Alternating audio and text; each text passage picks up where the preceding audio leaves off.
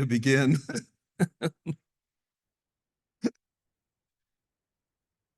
It was getting on toward Christmas, 1985, in the town of New Ross, Ireland.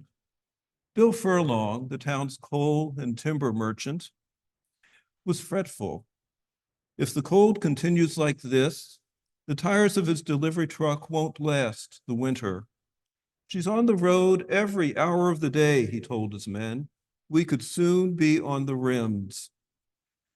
The year in the country caught my attention. 1985 was when I met my friend Mary, a nun from Ireland. We were both students at Catholic Theological Union, and she spoke a lot about her native land. Mostly, I remember how delighted she was to be far from it. That was also the year I met Tim, a 50-something man with AIDS. I was his pastoral caregiver. I've forgotten when Tim came to the States, but he carried Ireland in his voice and in his being, like it was just yesterday. What I'll never forget about Tim is the intense sense of shame and sinfulness that he felt at having AIDS. I learned a lot about Ireland, spirituality of Ireland especially, and about life from Mary and Tim, and I thought of them as I got to know Bill, the protagonist of Claire Keegan's remarkable novella, Small Things Like These. Born out of wedlock, Bill's mother and he are saved from the fate of so many young Catholic women and their newborns simply because she is the housekeeper and cook to Mrs. Wilson, a Protestant widow of independent mind and independent means. Having both gave her unusual flexibility in a rigid culture. Indeed, except for Mrs. Wilson, Bill's pregnant mother would have been sent to a mother and baby home run by an order of nuns. After he was born, he would have been taken from her, and she would have been sent again, this time for penance and reform, to work in one of the notorious Magdalen laundries, also run by Catholic sisters. Little Bill would have found himself in an orphanage, again run by nuns, where he might have been adopted by a Catholic couple from the United States or elsewhere, or more likely, after a few years, sent on to an industrial school run by the Christian Brothers or some other religious order. There, he would have been put to work until he reached age 16, then abruptly dismissed to fend for himself. Most such fellows, having received little to no education or job training, ended up doing manual labor, sometimes on farms, sometimes in the cities. I did not know enough in 1985 to ask, but Tim was a laborer, and he may well have come from such a school. Harsh treatment was common in these places, both the industrial schools and the orphanages and the mother and baby homes. And it included brutal physical punishment, poor nutrition, long hours of work, little actual education, and of course, sexual abuse. Thousands of children, many of them infants, died. Many mothers did also. Bill and his mother avoided these fates, but he was still a bastard in Catholic Ireland, where ordinary folk had little choice but to accept the fierce morality of the bishops and religious orders, or to suffer the strict rules in silence. But, like many a person cast to the margins, Bill survived. He survived through the strength of his character and a lot of luck. He worked hard and married well, fathering 5 daughters. His wife Eileen was an attentive mother, and their daughters acquitted themselves well at school. His family and his fair-minded treatment of employees and customers eventually earned him a grudging respect from the townfolk. By midlife, Bill had actually overcome, as much as one could, the shame of his birth, creating with Eileen a respectable middle-class life. If it had not been so cold that winter, and his men so busy that Bill himself was pressed into service to make some of the deliveries, he would not have found himself at the Good Shepherd Convent at irregular hours, and he would never have seen what he was not supposed to see. But he saw twice.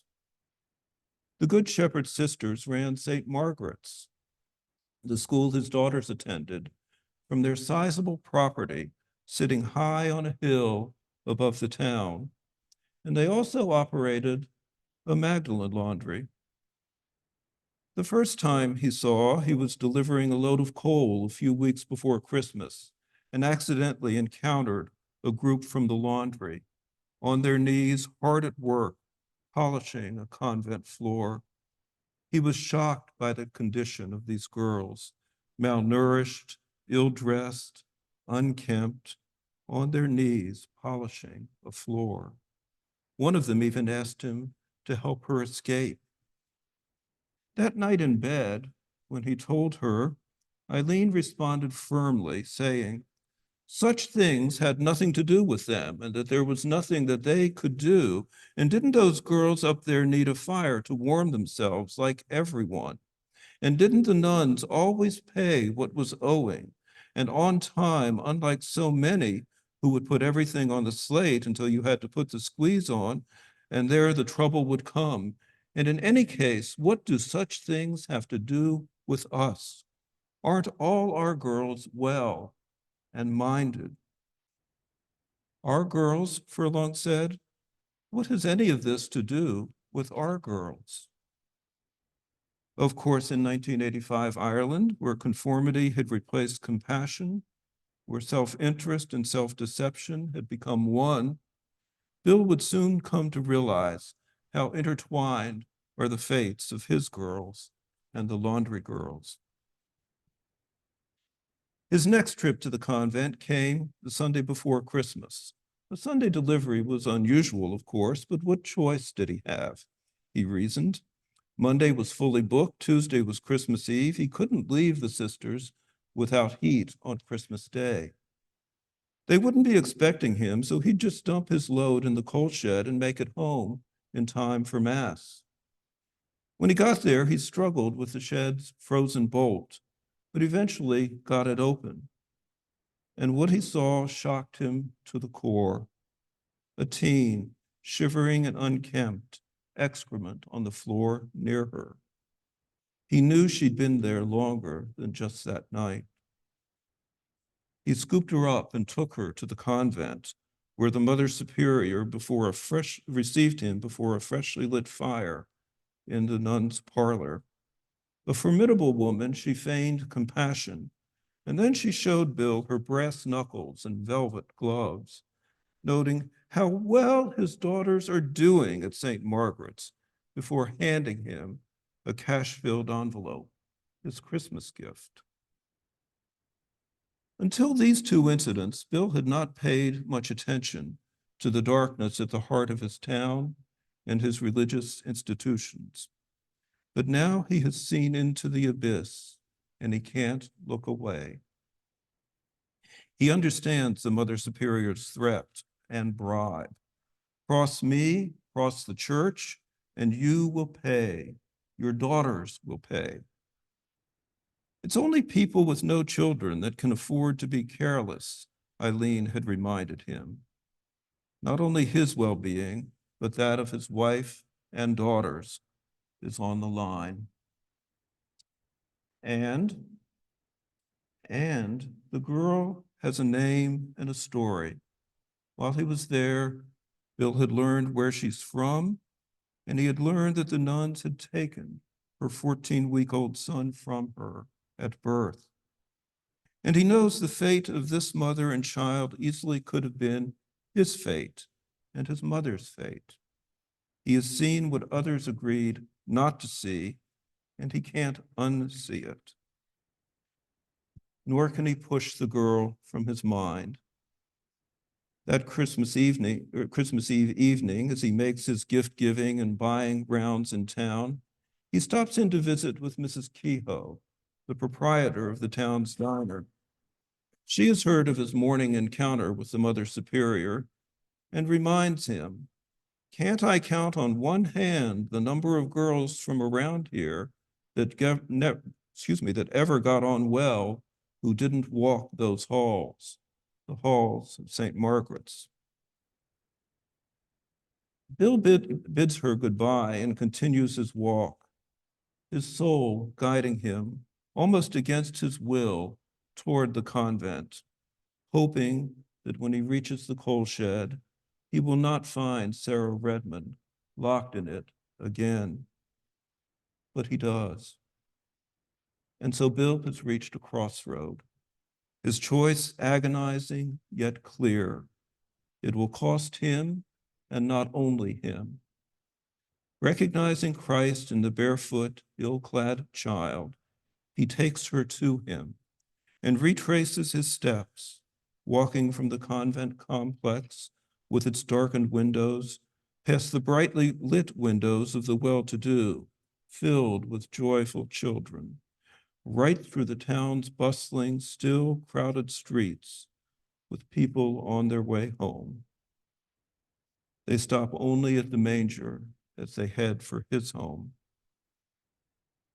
To this moving story about the incarnation in Ireland at Christmas 1985, I'm going to just use some words from Adeste Fidelis, O Come All Ye Faithful, which Bill heard the nuns rehearsing just before he first discovered Sarah, and use them simply to remind us that he abhors not the Virgin's womb.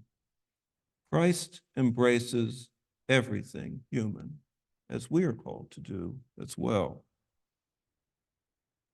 Too many people, too many religious people, believe our shame, our sin, lies below the waist in our sexuality or in our mortality.